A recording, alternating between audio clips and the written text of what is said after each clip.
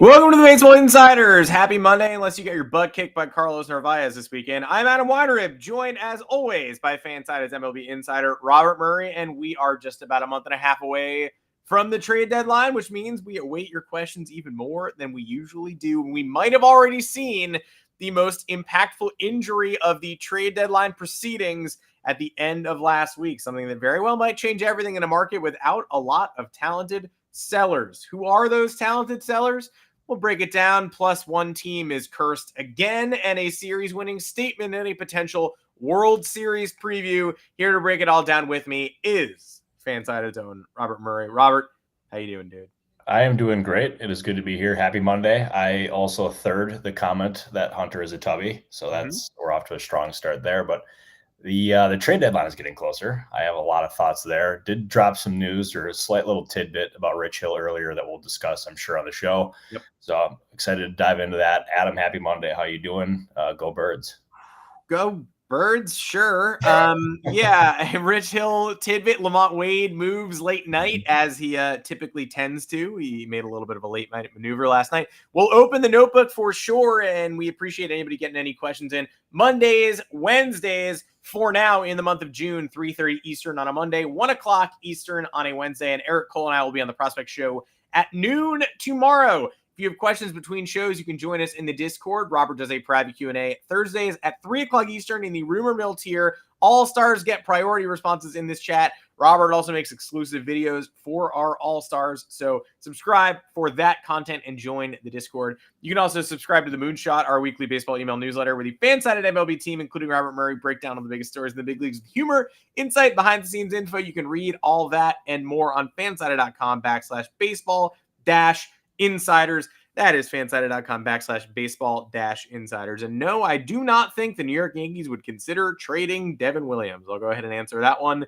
To start, they have not enough pitching. They are not going to trade a closer who's actually showing strides of recovering. Yeah. And the only reason they would trade him is if he puts up like an 18.45 ERA in the next couple weeks. And in that case, I don't think you want him. So, no, probably not available. But appreciate the question. If Luke Weaver was healthy, if the bullpen was actually stacked, maybe. But I think right now, Williams, far too valuable. He was the only reliever who did not shit the bed in that Red Sox series. You can have Ian Hamilton if you want to, though, as an earlier commenter said. Okay, let's get after it. The Corbin Burnes injury, which is the elephant in the room, which we knew was probably as bad as we theorized it might be in recent episodes. Bob Nightingale at one point said a reason for optimism, but then it was a second opinion, and then it was all the stuff that you don't want to hear about a UCL, followed by finally the devastating news that he is undergoing Tommy John surgery. I've been a big Diamondbacks fan for a long time. I thought they had the juice to figure out a way into a wild card spot, even in that tough division. Now they are 3 games under 500. Their Pythagorean record matches that, and they are without their ace for a year and a half. In a market without very talented sellers, where everybody's in the mix for a playoff spot, except for teams that have assets that other buyers don't generally want quite so much. This could be a massively important injury in determining the way that this deadline goes on the whole. 100%. Like, that injury changed a lot of things for the Diamondbacks.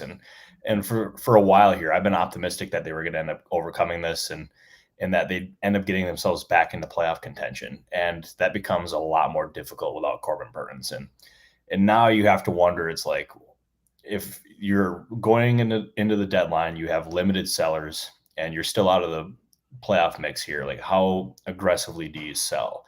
And I don't expect them to move like guys that are signed long-term by any means. Like, this is still a team that can absolutely compete in future seasons. But to me, if I'm the Diamondbacks, I strongly consider moving a guy like Zach Gallen. And Burnes was probably the logical replacement for Gallen, because like retaining him long-term would have been really difficult, considering how much they've ended up investing into that pitching staff. And obviously he's not had the year that he's wanted, so you're not going to get the value that you would have maybe like a year ago. But you're still getting a guy who's got tremendous upside. Maybe a change of scenery can end up helping him out and help out a contending team. So we'll see. But Zach Gallen right now is firmly on my radar as a possible trade candidate, and I think it makes all the sense in the world here for the Diamondbacks to explore that. Zach Allen also feels like a potential future. I mean, again, if I'm speaking out of turn, let me know. But East Coast past, I feel like he is definitely going to be a Phillies target in free agency, a Yankees target in free agency. The Yankees are going to open next year, if everyone stays healthy, with two potential lefty aces and no righty complement. They're going to be looking for one of those at this year's deadline. They're definitely going to be looking for one in the offseason. And Gallen is a New Jersey boy, I think. So it sort of feels like, hey, maybe East Coast return wouldn't be so bad. Just wanted to float that one to you too. No, I think it makes plenty of sense. And like we've talked about on other shows, like the Yankees are going to be firmly involved in the pitching market. So that, I mean, now or even in the offseason, that can make plenty of sense for them. The Phillies, I expect them to be aggressive in the market as well. So I think both of those make a lot of sense. So as always, Adam, you make a good point. I try to make good points and not bad ones, but sometimes when the Yankees are blowing Sunday Night Baseball, I start to make some bad points, and it is what it is. But the reason that injury is so impactful is because we talked about it in the last show. Probably going to continue talking about it every show until the deadline. It's just a weird field of sellers. So many teams are so close to a playoff spot. Some of the teams that aren't quite so close were built for success this year and have no reason to throw in the towel yet. I would put the Red Sox there. They're 4 games out. They're only a couple under 500. Roman Anthony's still looming. Really no reason for them to give up on anything at this point with a weak American League. They're in pretty much every race. So why, while they're still stuck in purgatory, would they pick the direction of selling? They might hybrid, but they shouldn't sell. You've got teams like a team like the Orioles, really the only group. The Diamondbacks and Orioles are really the only teams who I would say you should sell, and you have enough talent to make it worth your while. The other teams that are defined sellers, the White Sox, the A's, the Marlins, the Pirates, I mean, the Rockies, there are pieces, but I don't think anybody's like, woo, thank goodness the Rockies are in sell mode. Like, I can finally get everything I ever needed from the Colorado Rockies. And we know in the past, they've even been hesitant to sell when they should. So, curious your thoughts on that, the weird pool of sellers, and could be a reason maybe a team like the Padres does something creative and weird, or a team like dare I say, the Atlanta Braves tries to step in and thread some kind of needle. MLB put out a column today about the best trade chip on every team and had Marcell Ozuna on the Braves. Couldn't help but note that. You are spot on about that. And there's a lot to unpack there.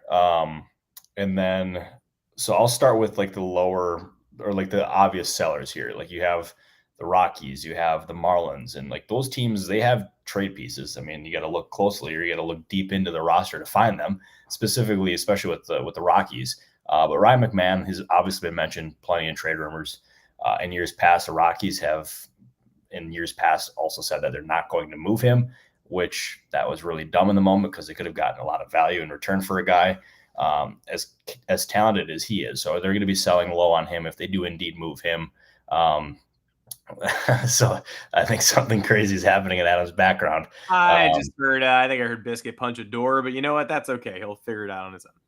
Oh, well, that's not good. But hopefully didn't actually punch a door down because that would be kind of a unique one for a podcast. But going to the Marlins here, there is a reason why I mentioned Kyle Stowers as a name that teams would check in on. And he's had a really strong year in Miami. He signed cheap. He signed long-term.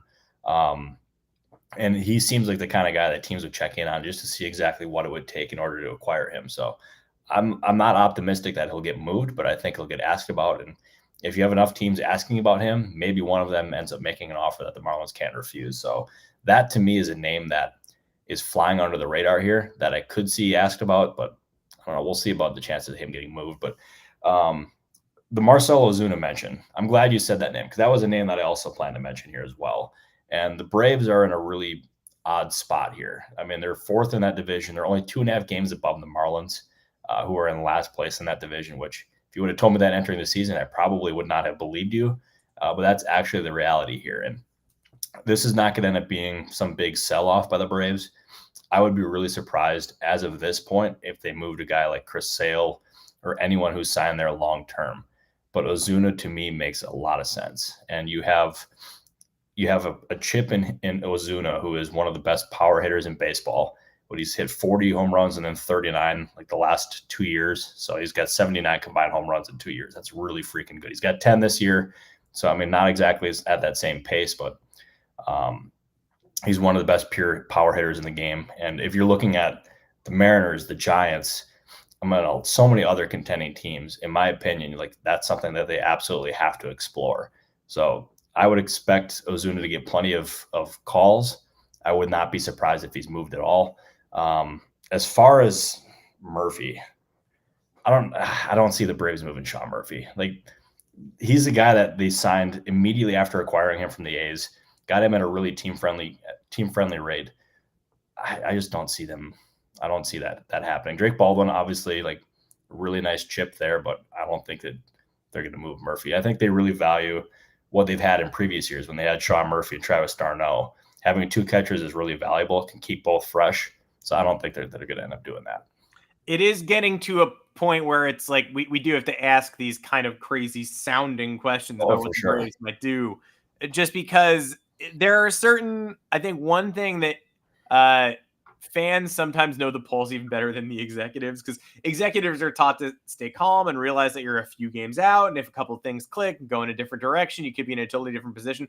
Some fans just know, like, the losses get so biblical that fans are like, this team doesn't have it. A shakeup is needed. It's not over for the Braves this year. There is too much talent, but it might be over for the Braves this year if they don't do something explosive to shake things up. And this weekend in San Francisco was just the ultimate example of you cannot lose games in more disastrous fashion than what they did. They need to make some sort of statement in response to what just happened out there. And that I am still baffled by Craig Kimbrell being up for one inning and then back into the DFA puddle.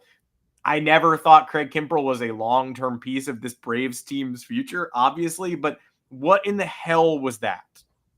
I wish I knew the answer to that. And I think it was a guy like Beyond the Halo, maybe mentioned in the Discord that maybe it was the Braves trying to, seeing the Braves front office, seeing Snicker put Kimbrell into a high leverage situation immediately, and maybe like trying to like disarm Snicker from doing something like that. I have no idea. Maybe that's just a theory that I saw. I have no idea what exactly went into that. But if I'm Craig Kimbrell, that is a huge punch in the face. Like, that's an organization that I've given so much blood and sweat and tears to. Go back there, and when you have other opportunities as well, you get one inning and then you get DFA'd. It just wouldn't sit right with me. And I wouldn't be surprised if other players around the league saw that and are kind of like what the, you know what? I don't want to say that word on the podcast. I'm trying not to swear on the podcast anymore. But it's a really odd situation here with Atlanta because they're one of the best organizations, like, structurally in the game. Like, you have Anthopoulos, who is just a creative, really smart GM, who also is like very people focused. Like, he builds that roster with trying to surround them, like, that roster with like the best people involved. And Snicker is one of the nicest guys that I've met in baseball. Like, I've never seen him in a bad mood. Always gives me the right, like, or he always gives me the time of day whenever I try to talk to him. And like, he answers questions. He's just a great guy. But this one made no sense to me whatsoever. And also, speaking of Snicker, I kind of want to dive into this one as well. I've seen a lot of people talk about that the Braves should fire Brian Snicker, that they need to make a change there. Like, when they moved on from, I believe, their third base coach, like, that is something that they have never done before, moving out from a coach midseason. I would be flabbergasted. I'd be shocked. I'd be any sort of word to describe that if they fire Brian Snicker. Like, this probably, in all likelihood, is going to be his last season in Atlanta. He'll probably end up retiring.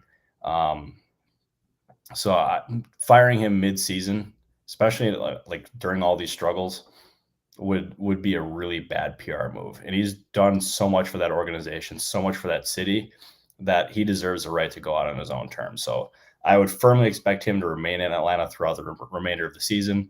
After the season, he can make a decision on whether or not he's going to retire. But I would be really surprised if he's fired. And yeah, no, it's not happening. I would be, no way. He's not getting fired. Yeah, as the comment said, I would be flabbergasted as well. They will probably let him walk off into the sunset. They will probably figure out a comfortable way to do that. But you're right, especially in teams in need of a spark, sure, but there's plenty wrong with the Braves beyond Brian Snitker right now. Some great questions coming in. We will get to these in a second. I just want to touch on, before we move on, the big interleague matchup of the weekend, the Tigers and Cubs, who are two teams that I think have done more than enough to make it clear they're going to be around for the long haul this year. These are two teams that are going to need trade deadline reinforcements, and the Detroit Tigers won the first battle, took first blood between these heavyweights in the American and National League. Whether or not this was a World Series preview, again, we are well aware these are strong teams that are going to be looking to improve and to reinforce the roster at the deadline. What do the Detroit Tigers need to do to take their roster to the next level? And what about these Cubbies? What are you expecting for both of these top quality teams that played a pretty fun representative series this past weekend? Both of these teams are really, really freaking fun. And I made a comment a few weeks ago that I could absolutely see the Tigers representing. Hang on here. Hang on. Go ahead. Ooh, baby. All right. Well, we got an investigation, and that means it's time for me to ramble a little bit, or try to not ramble, try to be interesting. So I might as well just address the comment that I'm reading that I was replying to in text. No, you do not need to keep minor league Rule 5 picks on your active roster all year. Will Wilson of the Guardians was not even on the 40-man until mid-April. So completely different situation. You pluck them from AA and they join your AA team, then you get to do whatever you want. I'm going to hop on the phone quick. How about that? Yeah. All right. Mute yourself. You good?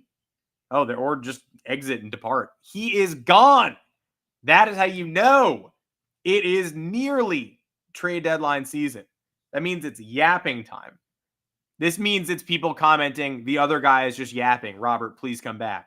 I like that it took probably 17 minutes, but RG finally did pick up on what hat I was wearing, so I appreciate that. It's all I can do. I got to rely on other people to take care of my business, right? The Yankees can't beat the Red Sox, so I just got to prove of, I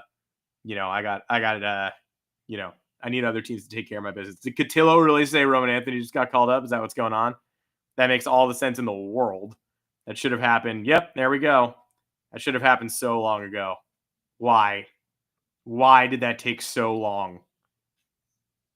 Why? He's been ready for weeks.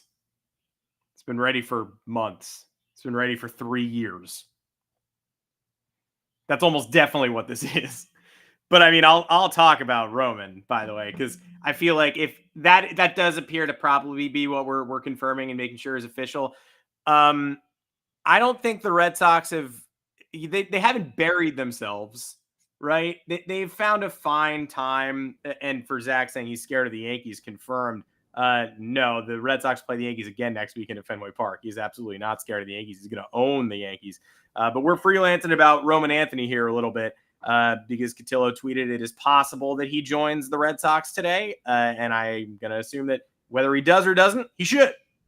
He absolutely should. I don't have any definitive word on that yet, but I am checking. It is possible if it does indeed happen, which I don't know. I got no definitive knowledge of anything yet, but maybe we break it on the show today, which would be really fun. So we'll see, but that would be really exciting, and I really hope it happens, because it's the fact that he's not actually in the majors at this point is it's absolutely baffling. Yeah. Well, this is why the Yankees are additional bums, because they had the opportunity to, bury the Red Sox a little bit this past weekend. And instead they won exactly one game, and one game is not 2 games, and you need 2 games to win a series. So oops, now you give the Red Sox momentum and they're facing you next week. They're going to have Roman Anthony on the team in all likelihood. While we're here, just, question, how good is Roman Anthony? I think it goes without saying, you don't hit a 500-foot grand slam unless you're pretty talented. In terms of the it factor and the reason to believe beyond just strong minor league numbers and good tools, he's got really everything that is required for not just an eventual impact, like Jack Cagg's, a little bit of an adjustment period. Roman Anthony feels like the polish is there at a level where I'm not worried about his immediate impact. But if he does impact the baseball early, it goes extremely far. Oh, 100%. And when he eventually debuts, Roman Anthony, we're talking about here, this is going to be one of the highest impact rookies that we've seen in a very long time. And his power is very good. Obviously, we saw his 497-foot grand slam the other night. And he's finally playing defense again after the injury that he ended up suffering early in the season. We're talking, and this phrase gets thrown around a lot. But for Roman Anthony, it qualifies. Like, he is a generational talent. He is good as it gets. He is going to be a superstar player for the Red Sox whenever he debuts. I don't know, but he is an absolutely awesome player, and I hope today is the day that he gets called up, because the Red Sox have kept him not under wraps. Like, that's a wrong phrasing, but they've kept him away from the majors for far too long. He deserves to be in the majors. And he's going to be in the majors soon, but I cannot like describe just how good he is. Like, he is a phenomenal talent, and for a Red Sox team that is in need of a, hang on. What are you guys talking about there? I think you're just freelancing. Okay. As a serial Twitter refresher, I think people are just going crazy. Yeah. So Roman Anthony apparently just told a reporter that he got called up. Correct. He's leaving a parking lot and he's driving away.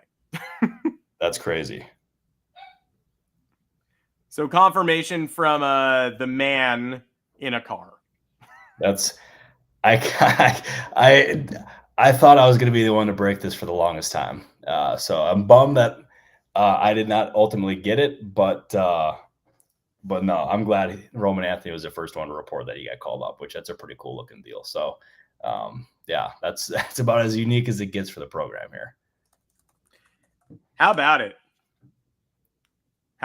Well, we appreciate everybody joining us on Roman Anthony Day. I do not appreciate that he has to face the Yankees within the first two series of his major league career, but he does make, again, if you are a team who is hoping to pick up intriguing pieces at the deadline, this just makes it even less likely that the Boston Red Sox are going to help you out with Aroldis Chapman, are going to help you out with these 1-year reliever deals, are going to help you out with, like, if you want to pluck off a Giolito, fine. But what this does do is give them an outfield surplus that just got even worse. Like, there's a reason that people are talking about the Jarren Duran thing, and there's a reason that we talked about Duran and Abreu in previous shows. So the deadline, again, Corbin Burnes, like, the ripple effects of that injury are massive. The ripple effects of the Red Sox going to Anthony, which we knew was going to happen, but we were still waiting forever, are huge. There could be a star-level outfielder on the market now that wasn't previously. 100%. And I'm really curious to see exactly what they do here, because they can go in a few different directions. They can move Rafael to the infield and make him a super utility guy. They could move on from Duran. They can move on from a different outfielder. There's a lot of different things that they could ultimately do. Maybe they even move Christian Campbell down to the AAA. Like, who knows? Like, there's so many things that they can end up considering here. But it was long overdue that he was going to be in the majors, and the fact that he wasn't already was a disgrace. But good on the Red Sox for actually, like, doing this. And this is a problem, or this is a thing where they needed to call up Anthony now and then figure out the outfield logjam problem in the moment, because he is a guy that can end up giving some life to that Red Sox roster, which honestly, it kind of feels lifeless at this point. But for me, like, having this kind of, sorry, I'm like, my phone is just blowing up at the moment. But having this outfield logjam here, where you have Roman Anthony, where you have Jarren Duran, you have, all these different guys. It's a good problem to have. Maybe they can move one of these guys at the deadline to improve a different position, but Anthony's in the majors now, and it would not be a surprise if the Red Sox ended up, like, jumping or getting a jump start here and actually, like, got into contention again. Yeah, my phone is also blowing up. I'm trying to coordinate content. It's tough. We appreciate everybody joining us on a crazy show. See if we can answer a few more of your questions, but it now kind of just seems like there's really nothing more to talk about other than the Red Sox doing. It's funny because it's news you knew was coming. Like, there was going to be a day when Roman Anthony was in the major leagues and we were no longer talking about why is this ridiculous specimen of a man hitting AAA tanks when he should be in the bigs? And so the content started to get repetitive. It was just like, why isn't he up yet? He should be. What reason are they giving for holding him down? There is none. And you were just kind of talking in circles, knowing that someday the move would be made. And the only thing left to say was, now he's got to do it at the major league level. But now it does get interesting because now the Red Sox have a roster quandary, a trade deadline opportunity ahead of them, and probably, if he's as good as we think he is, which he seems to be, an outfield spot locked up for the next half decade. Yeah, and like their reasoning for not calling him up is they did not want him to be viewed publicly as the savior for this franchise, especially with how they've been performing of late. And they've also wanted to get him as many defensive reps as possible. They wanted him to like work on some different things offensively as well. But that was some of their logic for not calling him up as of this point, or until this moment, I should say, which I don't necessarily agree with it. I think you call him up and let him figure it out in the majors because he's plenty talented to make it work. But I understand the point of not wanting to make him the savior immediately because he is someone don't want to put too much pressure on the guy right away because we've seen young guys struggle and people automatically write them off. And like we saw it with Jackson Holliday when he got called up by the Orioles. Like he was the number one prospect in baseball, struggled really bad, and then got called back up again. And I mean, it happened with Matt Shaw. Like young players struggle. Like it's probably going to happen to him. I mean, it happens to all these young guys. But when he gets this thing going, he is the kind of guy that can change a franchise. So I really hope he hits the ground running. You can obviously see the excitement that he had in the video there, which that's about as unique of a way of breaking news as I've ever seen. But Roman Anthony is here, everybody. And that is a really freaking cool thing for baseball. Yeah, good for baseball. Is he Carl Yastrzemski? I don't know. We'll find out soon. But I do hope he hits the ground running. And then I hope he fails on Friday, Saturday, and Sunday. And then I hope he hits the ground running again. How about that? There we go. Just 3 games of failure. 3 little games of failure. Come on, Boston. It's happened before. It'll happen again. No, he's incredible. He changes that lineup. They still do have pitching issues, but that's an easier thing to solve when you have Jarren Duran and Wilyer Abreu to dangle at the trade deadline. Just saying. Anything else going on, Robert? I know we wanted to touch on Rich Hill briefly. Anything in the notebook that you want to get out that is not Roman Anthony related? Rich Hill is definitely a guy that we should be watching in the coming days. He has had 2 starts in the minors, especially with AAA there for the Royals. He's got a 2.45 ERA. He is 45 years old. He still wants to pitch in the majors. And I know when he signed with the Royals, he thought he was ready to pitch in the majors. So if the Royals don't move him up to the majors, I would expect him to opt out and try to find a big league opportunity or something that would get him to the majors almost immediately. But I would not put anything past Rich Hill by any means there because he's been doubted plenty of times and he's proven us all wrong before. So June 15th is the date to watch there for his opt-out decision. So hopefully I'm the one that breaks that news. We'll see. Well, things are unpredictable because you think you're breaking news and then Roman Anthony says it himself. That's not very good. But other than that, just a lot of stuff that we ended up talking about on the show today with the trade deadline and everything. So I'm going to be making some calls here about Roman Anthony and some other guys here in a little bit. But no, good show today, Adam.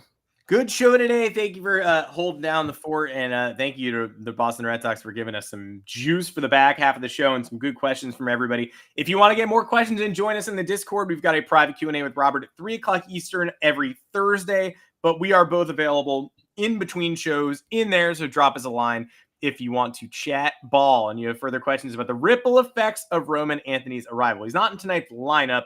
He'll probably be in tomorrow's.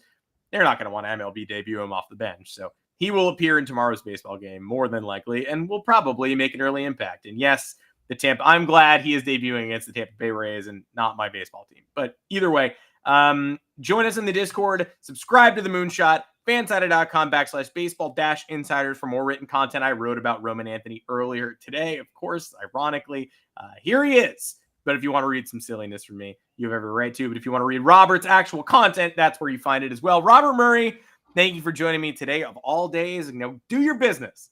No, for sure. I'm bummed that I didn't break this one. I'm not gonna lie. But it happens. It's the name of the game. Yeah, it happens. But good show today, Adam. I appreciate everyone in the comments. Adam, I appreciate you. Adam, our producer, I appreciate you as well. And we'll see everyone back here on Monday, or on Wednesday, I should say. Yeah. We will be here on Wednesday when the Boston Red Sox cannot call up Roman Anthony and disrupt the show because they already did it. But we appreciate your questions, your comments. Join us for more rumors, discussion, impact, wire ranging, ripple effects, all that good stuff and more on Wednesday afternoon at 1 o'clock Eastern. Eric Cole and I will be live on the Prospect Show tomorrow at noon. If you want to talk more about Roman Anthony, we will certainly be doing that, as well as following that up with other prospects we can't believe aren't in the majors yet as well. Like, Roman is finally here. He broke down the door. There are plenty of other names who deserve recognition. Who should follow him and who hasn't yet? Join us at noon. Join Robert and I on Wednesday. Man, what a whirlwind. We will see you then. Take care, everybody. Thank you, everybody.